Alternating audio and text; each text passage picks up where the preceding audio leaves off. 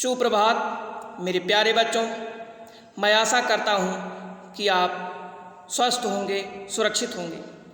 आपने मेरे पिछले वीडियो में चिट्ठियों की अनूठी दुनिया की पिछली कहानी के बारे में पढ़ा होगा। आपने जाना था कि हमारे जीवन में पत्रों का क्या महत्व है। यदि शायद प्राचीन काल में पत्र ना होते तो लोगों का संदेश भेजने का कोई जरिया ना होता।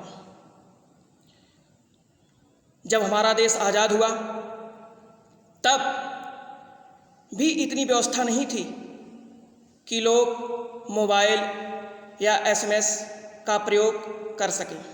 ऐसी स्थिति में पत्र ही एक मुख्य संसाधन होते थे। आप लोगों को यह भी पता हुआ कि किस तरीके से पंडित जवाहरलाल नेहरू ने अपनी पुत्री इंदिरा गांधी को पत्र लिखा था। आज उसी की अगली कड़ी में लेखक अरविंद कुमार सिंह जी कहते हैं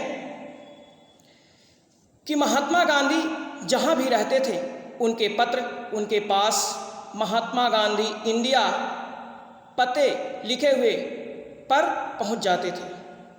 लेखक ने ऐसा क्यों कहा कि महात्मा गांधी इंडिया लिखे पते पर महात्मा गांधी के पत्र उनके पास पहुंच जाते थे? क्यों?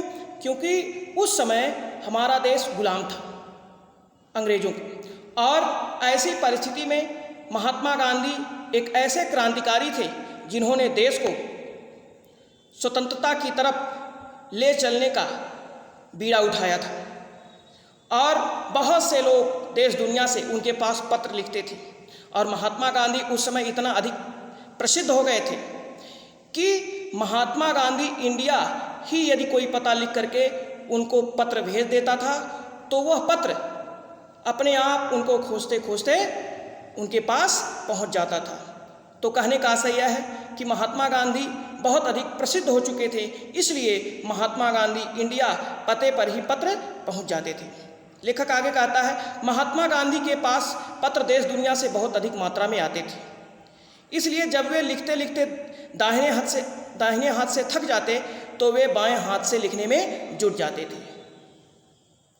चूँकि उस समय देश गुलामी की जंजीरों में जकड़ा हुआ था और बहुत से लोग उनको प्रेरक पत्र लिखते थे कि किस तरीके से देश को आज़ाद कराया जाए। तो महात्मा गांधी जी भी अपने विचार उन लोगों तक जरूर प्रेषित करते थे और बहुत से लोगों के पत्र उनके पास पहुंचते थे। ऐसी स्थिति में जब उनका दाहिना हाथ लिखते लिखते थक जाता था, दर्द करने लगता था, तो वे बाएं हाथ से लिखना प्रारंभ कर देते थे, लेकिन हर एक पत्र का जवाब अवश्य देते थे। अगली पंक्तियों में लेखक कहता है कि आज बहुत से लोग महात्मा गांधी के द्वारा भेजे गए पत्र को प्रशस्ति पत्र से कम नहीं मानते। प्रशस्ति पत्र अर्थात सम्मान पत्र।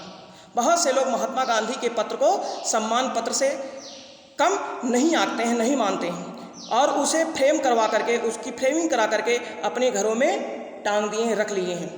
तो इस प्रकार से महात्मा गांधी का जो लोगों के प्रति सहानुभूति रहती थी, जो लोगों के प्रति प्रेम भावना रहती थी, वह सब कुछ लोगों के मन में दिखाई पड़ता था, और इस विचार से लोग उनके द्वारा भेजे गए पत्र को फ्रेमिंग करा करके अपने घरों में रख लेते थे, टांग देते थे कि यह एक सम्मान पत्र है जो महात्मा गांधी के द्वारा उनके पास भेजा गया है। लेखक आगे कहता है कि पत्र को किसी दस्तावेज से कम नहीं माना जा सकता।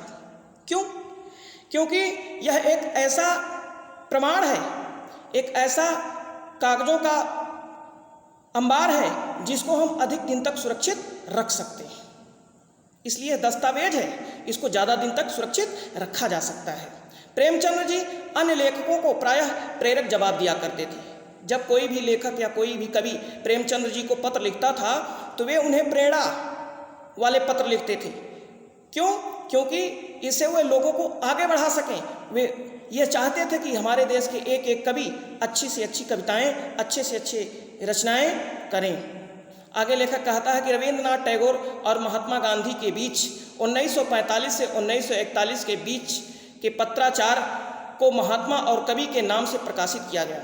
महात्मा गांधी और रविंद्रनाथ टैगोर के बीच में जो पत्राचार हुआ, एक दूसरे के पास पत्रों का आदान प्रदान हुआ, उसे महात्मा और कवि के नाम से प्रकाशित किया गया, जो हमारे देश के संग्रहालयों में आज भी विद्यमान है। लेखक आगे कहता है कि भारतवर्ष में पत्र व्यवहार की परंपरा बहुत ही पुरानी है। ये पत्र व्यवहार की परंपरा आज की नहीं है, बहुत पुरानी है, प्राचीनतम है, परंतु इसका असली विकास आज़ादी के बाद हुआ। चूँकि हमारा देश गुलाम था, उतना कुछ नहीं संसाधन जुटा पाता था जितना कि वह स्वतंत्रता के बाद जुटा सका। बहुत से सरकारी विभागों की अपेक्षाकृत सबसे अच्छा गुडविल यानी सबसे अच्छा कार्य अगर किसी विभाग का रहा है तो वह किसका रहा है? वह डाक विभाग का रहा है। क्योंकि इसके पीछे एक कारण है। वह क्या कारण है? वह लोगों को जोड़ने का काम करता है। क्यों? क्योंकि पत्र ही एक ऐसा संसाधन था जिसके द्वारा लोग एक दूसरे से जुड़ सकते थे। इसलिए पत्र का यानी कि डाक विभाग का सबसे अच्छा गुड वर्क, अच्छा कार्य होता था। लेखक आगे कहता है कि भारत में लाखों घरों के चूल्हे मनी ऑर्डर की व्यवस्था से ही जलते हैं। आज भी देखिए, बहुत से ऐसे गांव हैं, बहुत से ऐसी गरीब बस्तियां हैं जहां पर चिट्ठी या मनी ऑर्डर को लेकर लोगों के अंदर एक उत्साह होता है कि यदि आज डाकिया आएगा, संदेशवाहक आएगा, तो हो सकता है उनके संबंधियों का उनके पास कोई न कोई समाचार आए। आप लोग देखते रहे होंगे कि पहले जब डाकिया गांव में आता था तो लोग उसे भगवान की तरह पूजते थे। तो लेखक कहता है कि इसलिए गांव या गरीब बस्तियों में चिट्ठी या मनी ऑर्डर को लेकर आने वाले डाकिये को देवदूत के रूप में देखा जाता था। क्यों?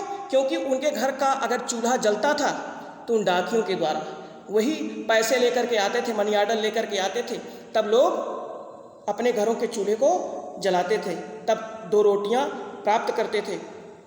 तो कहने का आशय यह है, पत्रों का हमारे जीवन में पहले भी महत्व था, आज भी महत्व है और आगे भी रहेगा। तो बच्चों, आज आपने क्या सीखा? चलते हैं कुछ बहुविकल्पीय प्रश्नों पर। प्रश्न नंबर 1, निम्नलिखित में से कौन से लेखक नए लेखकों को प्रेरक जवाब देते थे?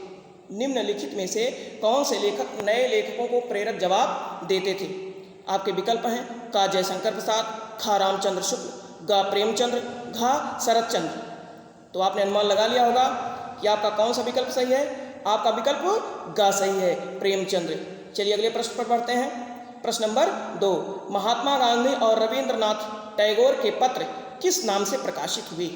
महात्मा गांधी और रविंद्रनाथ टैगोर के पत्र किस नाम से प्रकाशित हुए? आपके विकल्प हैं का महात्मा गांधी और रविंद्रनाथ टैगोर के पत्र, खा नेहरू और गांधी के पत्र, ग महात्मा और कवि के पत्र, घ गांधी और रविंद्र के पत्र। आपने अनुमान लगा लिया होगा कि आपका कौन सा विकल्प सही है। आपका विकल्प गा सही है, महात्मा और कवि। चलिए अगले प्रश्न पर बढ़ते हैं। प्रश्न नंबर 3, सभी सरकारी विभागों की तुलना में सबसे अच्छा गुडविल डाक विभाग का ही क्यों है? सभी सरकारी विभागों की तुलना में सबसे अच्छा गुडविल डाक विभाग का ही क्यों है? आपके विकल्प हैं का क्योंकि यह लोगों को दूर करने का कार्य करता है, खा क्योंकि यह लोगों को जोड़ने का कार्य करता है, ग क्योंकि यह लोगों को भगाने का कार्य करता है, घ इनमें से कोई नहीं। तो बच्चों, आपने अनुमान लगा लिया होगा कि आपका कौन सा विकल्प सही है। आपका विकल्प खा सही है, क्योंकि यह लोगों को जोड़ने का कार्य करता है, इसलिए उस समय डाक विभाग का सबसे अच्छा गुडविल होता था। चलिए अगले अब हम प्रश्न अभ्यास के प्रश्नों पर चलते हैं। निम्नलिखित प्रश्नों के उत्तर दीजिए। प्रश्न नंबर 1, गरीब बस्तियों में मनी ऑर्डर लेकर आने वाले डाकिया को देवदूत क्यों समझा जाता था? गरीब बस्तियों में मनी ऑर्डर लेकर आने वाले डाकिया को देवदूत क्यों समझा जाता था? प्रश्न नंबर 2, ऐसा क्यों होता था कि महात्मा गांधी को दुनिया भर से पत्र महात्मा गांधी इंडिया पता लिखकर आते थे? ऐसा क्यों होता था कि महात्मा गांधी को दुनिया भर से पत्र महात्मा गांधी इंडिया पता लिखकर आते थे? हम पुनः आपसे मिलते हैं अगले वीडियो में, तब तक के लिए धन्यवाद।